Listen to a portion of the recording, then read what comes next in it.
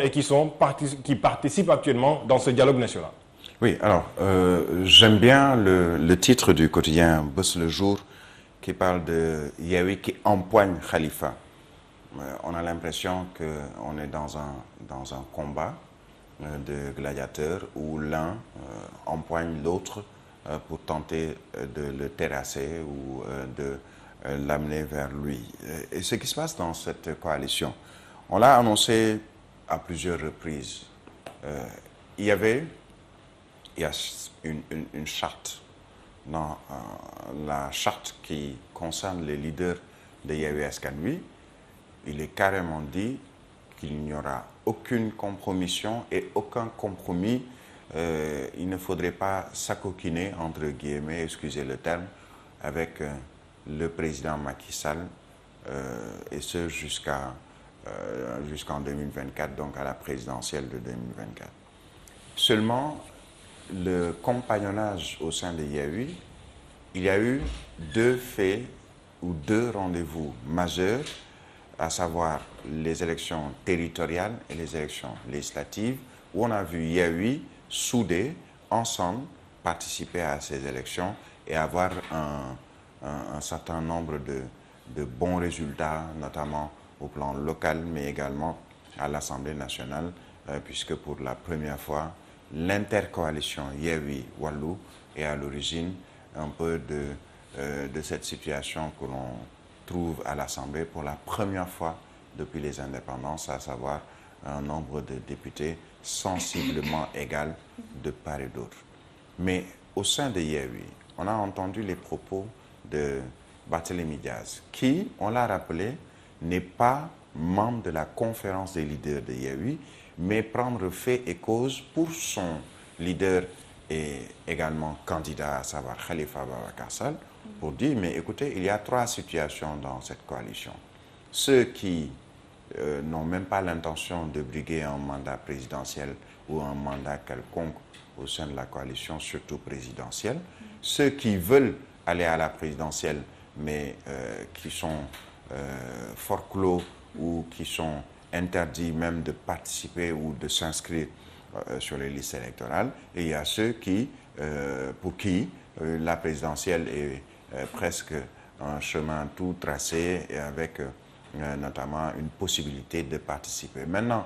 son camp ou son leader, Khalifa Ababacar Sall, est dans une situation qui l'a poussé, lui, il l'a annoncé, à demander au président d'ouvrir un dialogue, surtout concernant certains points du code électoral, mais surtout certaines personnalités politiques au sein de Yewwi Askan Wi, dont Khalifa Ababacar Sall, pour une participation prochaine à la présidentielle de 2024. Maintenant, est-ce que Khalifa Sall va suivre la mouvance ou les décisions des autres, puisqu'il faut quand même rappeler que Yewwi Askan Wi, c'est une congrégation de partis politiques qui se sont retrouvés, qui ont signé une charte, qui ont discuté et qui ont trouvé un compromis, pas une compromission, mais un compromis autour de comment on doit mener cette barque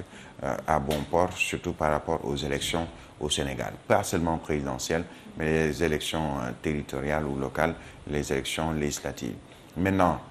après ce compromis, certains estiment, et c'est le cas peut-être pour Khalifa Ababacar Sall,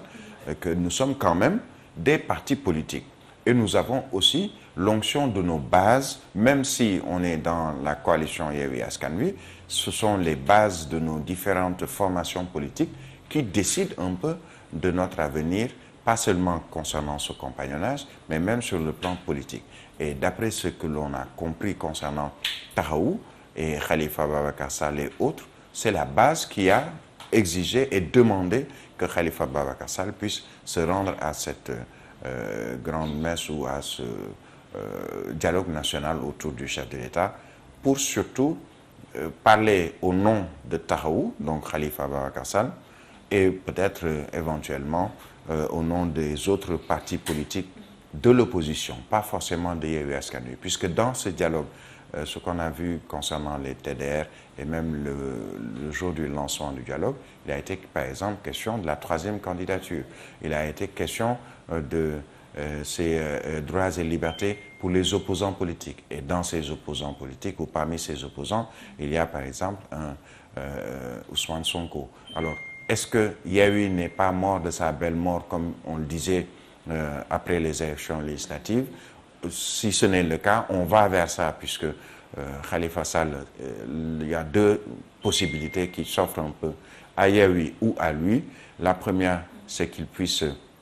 être en marge de Yewwi Askan Wi et décider avec son parti ou son groupe Taxawu Sénégal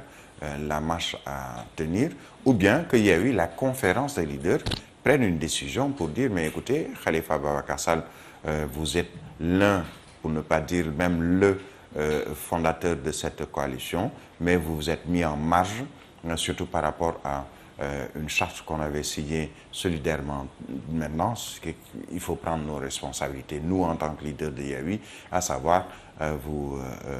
écarter de non seulement la conférence des leaders, mais ne plus continuer à cheminer avec vous, puisque vous avez ultime sacrilège discuté avec le président Macky Sall si on se réfère à cette charte. C'est une situation assez, je dirais, compliquée pour Yewwi, puisque Khalifa Ababacar Sall est un des membres fondateurs, un des leaders, et surtout c'est un responsable de haut rang dans Yewwi Askan Wi, mais c'est également une situation assez compliquée pour Khalifa Ababacar Sall, qui va devoir, à mon avis, rompre le compagnonnage avec ses partenaires de Yewwi Askan Wi. Bien sûr, Tchalalum, c'est une décision en tout cas qu'a pris Taxawu Sénégal au sein de la coalition Yewwi Askan Wi. Donc, comme vous l'avez dit, Birahim Touré,